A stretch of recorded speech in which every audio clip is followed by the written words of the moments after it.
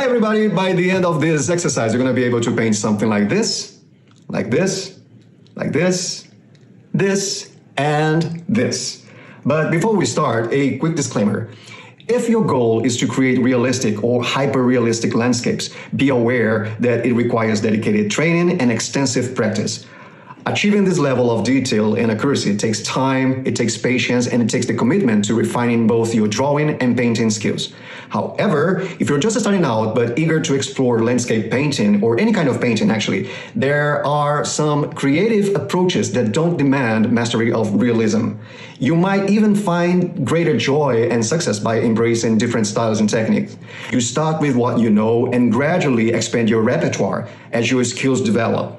Now, let me ask you, between these two images, which one do you like better? What about these two? And what about these others? You don't have to agree with me, but in my opinion, these ones stand out because they don't need to mimic reality to evoke emotions or draw the viewer in. Now, time for action.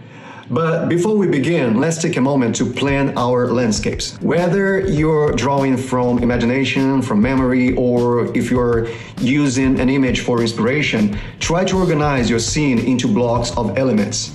This approach will help you balance the components within the space, crafting a harmonious and visually compelling composition. And to make the most out of your abilities, consider these tips.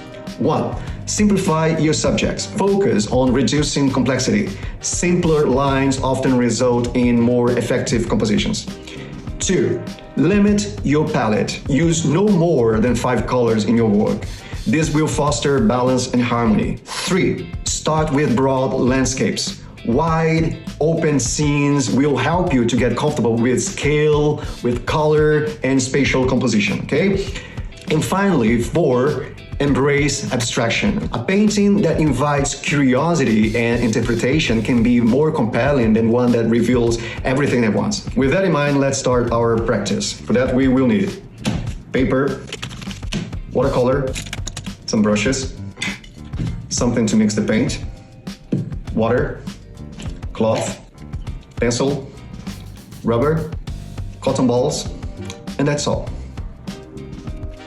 Okay, so let's start our first composition. Okay, as you may have already noticed, I like to work with vertical spaces. I think they are more elegant and everything, but you don't have to do it, okay? You can do your thing. So I am going to use this photograph here. It's a very minimalist picture, but I think that we can make something very interesting out of it. So what I'm going to do, I'm going to use the rule of thirds, meaning that I'm going to divide the canvas in 3 parts like this, and in 3 like this. And it means that my main subject is going to be around here, or something around here. So with that in mind, let's start.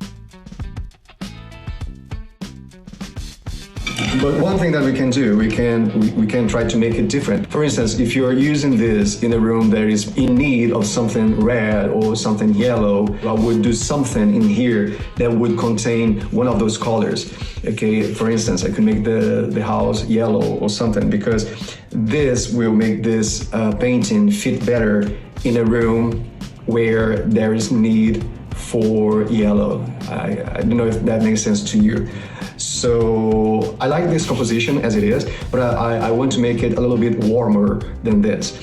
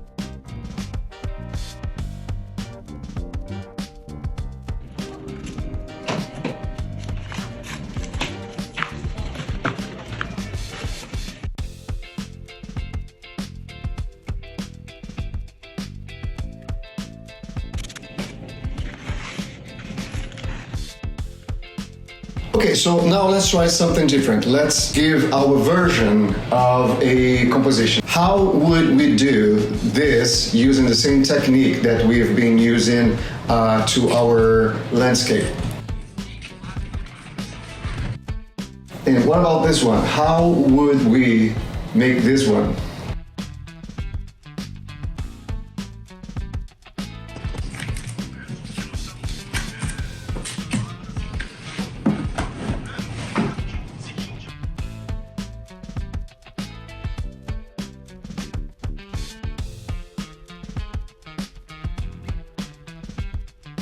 As always, keep on practicing and thank you for joining us.